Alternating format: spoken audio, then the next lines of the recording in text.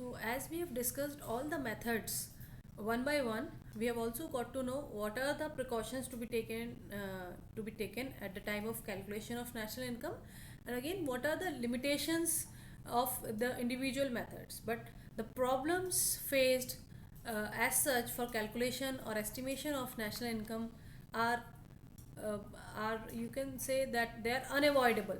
So first is the availability of the basic data required for the calculation.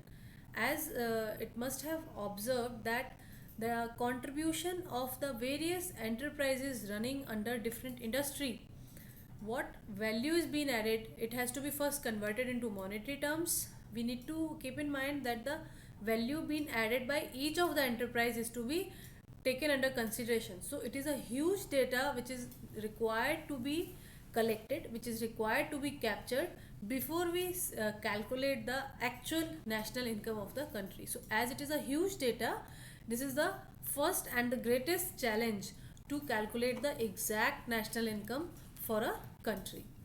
The second is the identification of stage of economy at which national income is being calculated. Like we know that there are different economic phases. It may be depression, it may be recession, it may be the boom or progressing time.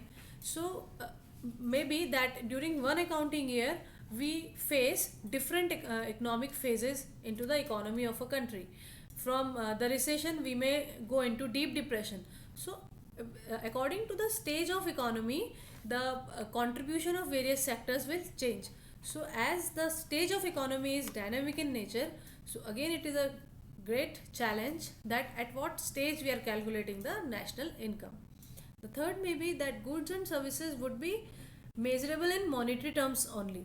So this is the challenge that, like for example, if I am delivering this lecture, what is the monetary value of delivering this lecture is to be identified first, which is again a challenge that at what benchmark we need to convert this service in monetary terms. This is another challenge. Then the barter transactions in rural area, so many transactions are there which are again based on barter system. So as no involvement of money is here, we cannot convert these transactions in monetary transactions. So these transactions are never traced, never included at the time of calculation of national income. Then income from unorganized and non-registered enterprises has to be covered. So that is the reason even the government always promote that you have to get your business registered first and then only you can run your enterprise.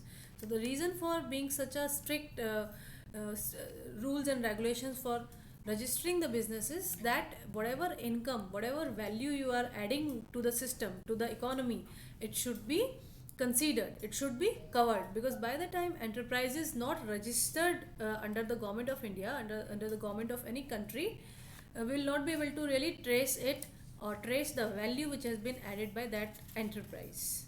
The next is that services of housewife is not calculated in monetary terms. So it should be actually added in monetary terms, which is again a problem of you can say the basic concepts. Now the errors occurred because of double counting of income. This is a great technical problem at the time of calculation of national income, the double counting error. So now it is very important to understand what is double counting and how it occurs. So double counting can be defined as that when the benefits and contributions from different goods and services occur more than once while calculating the national income, it is defined as double counting error. Like for example, development of highways and bridges are mainly to facilitate transportation, right? But different people may derive different attached utilities from these services as well. Like there is a highway which is under the control of NHAI.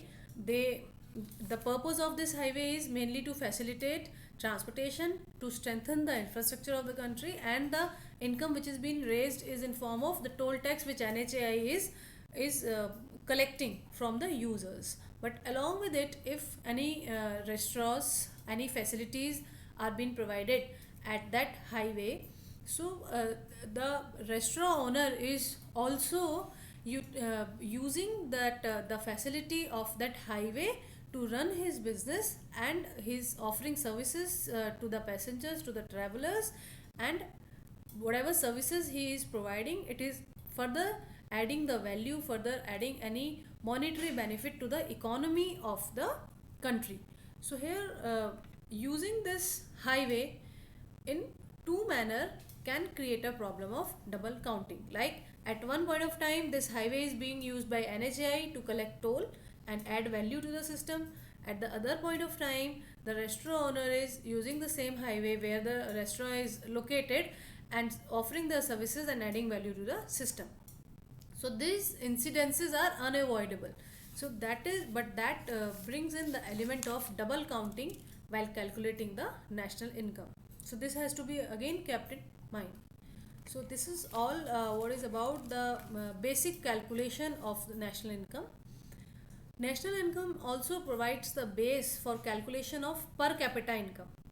Per capita income also explains that what is the average income of the individuals living in a country, which in layman language we can say that the people of this country are rich, the people of the other country are richer, or the people of other country are poor as compared to the citizens of any other country.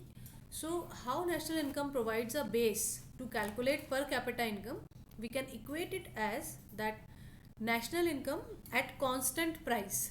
Now we need to calculate national income at the constant price, which is calculation at the factor cost, because we know that the market price will keep fluctuating.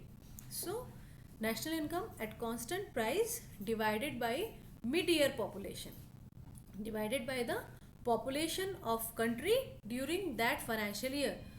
This population may be X data at the starting of this accounting year, and this population may be more than X or less than X at the end of the accounting year. So to average it out, we calculate the mid-year population, and if we divide the national income by mid-year population, we actually calculate the per capita income. Per capita income is a parameter, is an indicator to actually show that the population is growing at what rate. If, like for example, the national income of a country is increasing, but at the same point of time per capita income of the country is falling, so this indicates to what? This indicates to that though the value added is continuously increasing, but at the same point of time the population is also increasing. So it gives an indication that the balance between the increment in population and increment in national income has to be maintained, so that if the national income is increasing, per capita income should also increase, which is ultimately going to improve the living standard of the citizens of a country. The calculation of per capita income also exposes that which are the less developed states, which are the less developed stratas of society.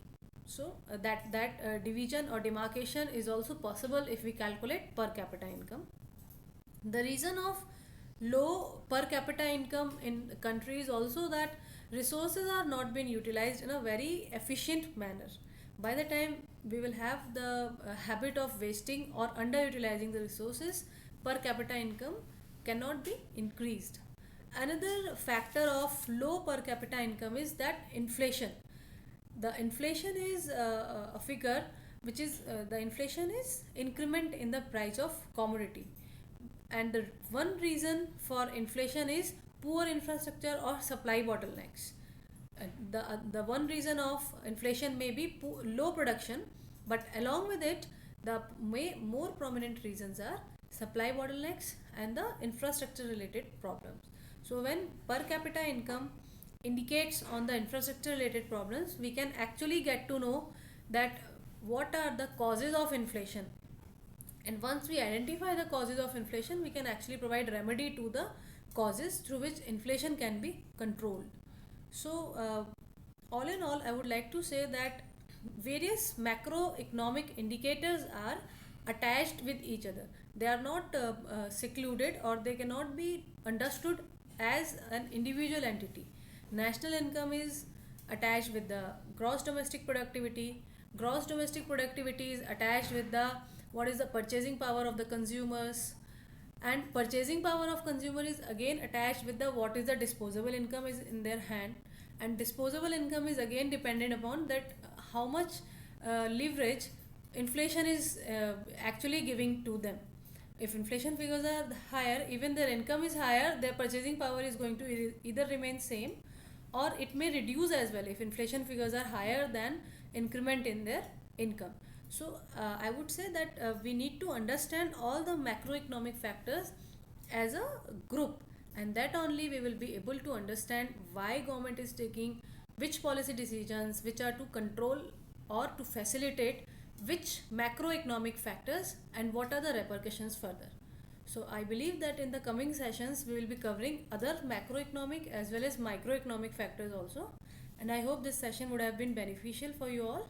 Best of luck and thank you.